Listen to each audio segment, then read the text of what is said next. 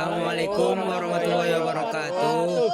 Perkenalkan, kami dari kelompok 5 akan mempresentasikan 5 metode inferensi dari mata kuliah Logika Informatika. Sebelumnya perkenalkan, nama saya Ahmad Mustafa. Saya Mesya Mustika Dewi. Saya Muhammad Nuriana. Saya Reza Ariansa. Saya Indah Dwi Fitri.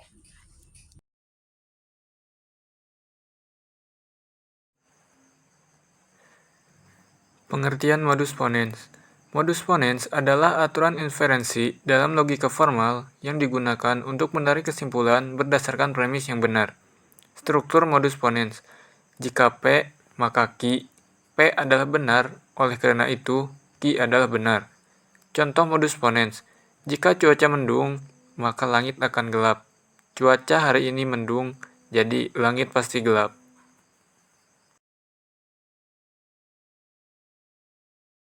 Pengertian modus tolen.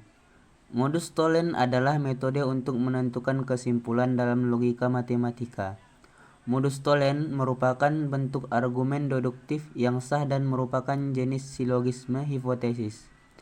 Modus tollens menggunakan dua premis, yaitu pernyataan jika maka diikuti oleh negasi dari pernyataan maka. Istilah modus tollens berasal dari bahasa Latin yang berarti metode menyangkal. Struktur modus tollens. Premis 1. Jika P, maka Q. Premis 2. Negasi Q. Kesimpulan, oleh karena itu negasi P. Contoh modus tollens. Premis 1. Jika hujan, maka bumi akan basah. Premis 2. Bumi tidak basah. Kesimpulan, oleh karena itu tidak ada hujan.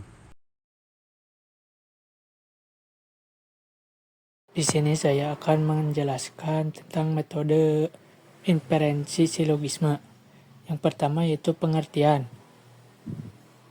Silogisme adalah metode inferensi yang digunakan dalam logika untuk menarik kesimpulan dari dua premis yang saling berhubungan. Inferensi silogisme digunakan untuk menentukan hubungan logis antara konsep atau proposisi berdasarkan aturan tertentu.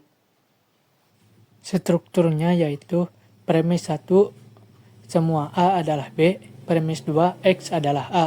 Kesimpulannya yaitu oleh karena itu X adalah B. Contohnya yaitu premis 1, semua burung bisa terbang.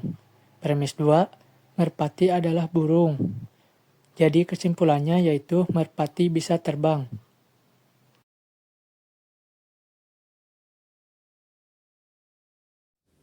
Silogisme disjungtif adalah salah satu bentuk penalaran deduktif di mana premis mayornya atau premis utama merupakan sebuah pernyataan disjungtif.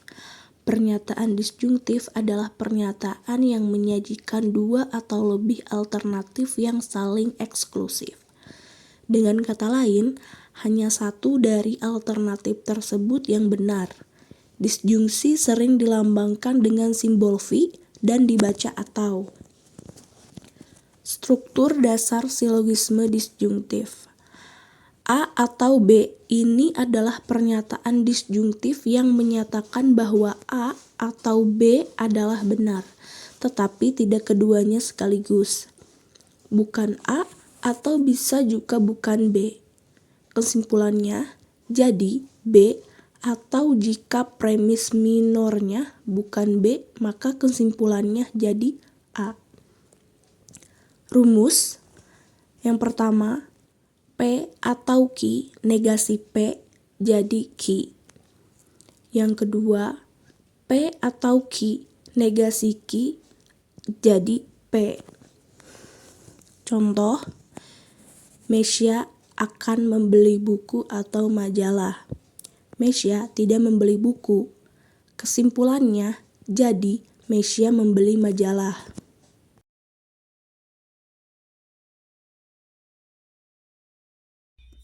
Penyederhanaan konjungtif. Penyederhanaan konjungtif merupakan kebalikan dari inferensi penambahan disjungtif. Jika beberapa kalimat dihubungkan dengan penghubung dan, maka kalimat tersebut dapat diambil salah satunya secara khusus. Penyempitan kalimat ini merupakan kebalikan dari penambahan disjungtif yang merupakan perluasan suatu kalimat. Kaidah Penyederhanaan konjungtif adalah P dan Q, kesimpulan P atau P dan Q, kesimpulan Q. Contohnya adalah Lina menguasai matematika dan komputer. Kesimpulannya, Lina menguasai matematika atau Lina menguasai matematika dan komputer. Kesimpulannya, Lina menguasai komputer.